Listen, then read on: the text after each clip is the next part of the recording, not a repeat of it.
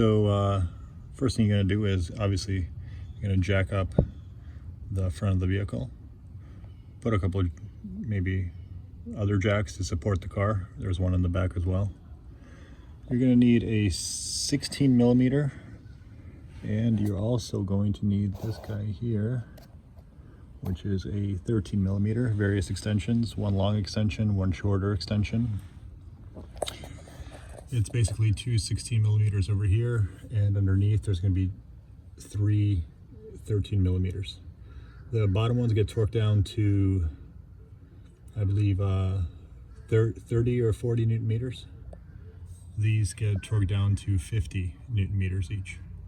So going to get right to it.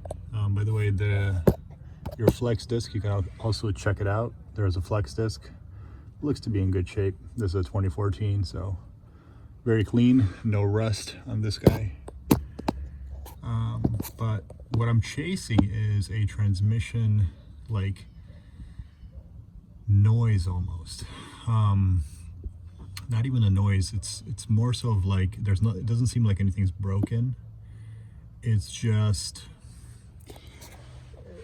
there's like more, it's almost like as if there's like not enough insulation between the transmission and the bell housing.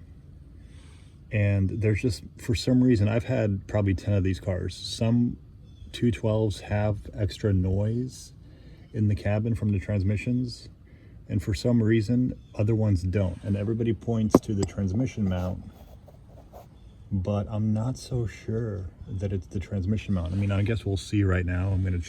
All right, so the old one's out. By the way, you have to pull it through like over here. You gotta go like up, over. There's the mount. That just connects to over there with those bolts, one there and on the other side as well over here. So that's just a solid mount to the transmission. And then it connects here and one over here. So obviously you have to lift the transmission up just a little bit, about 3 or 4 millimeters, in order to get you got to make sure that the transmission pressure is off of the mount, otherwise you won't be able to get these bolts out here.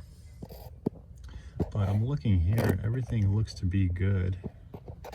I don't see anything like out of the ordinary.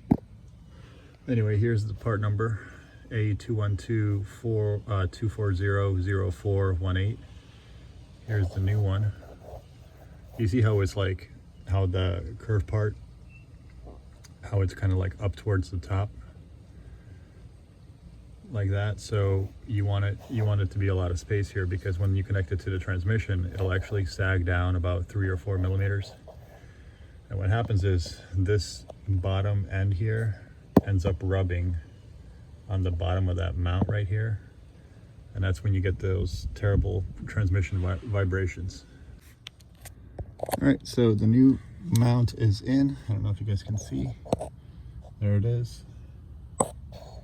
By the way, when you tighten these 16 millimeters up top, you have to raise the transmission just enough so that you can by hand screw these in. If they're not going in by hand, then your holes are not aligned with the mount. So make sure you raise or lower the transmission accordingly. You don't want to like force these two 16s in.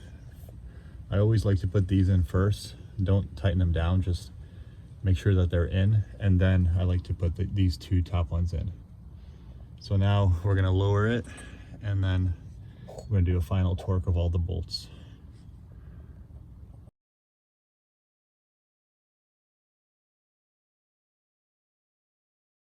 I don't know if you guys can see, but this is the transmission fully, the mount holding the transmission up, so the jack is completely out. You see how much space there is on the bottom there? That's how it should be. If this bottom piece with the silver is touching the bottom of this mount over here, then it's worn out.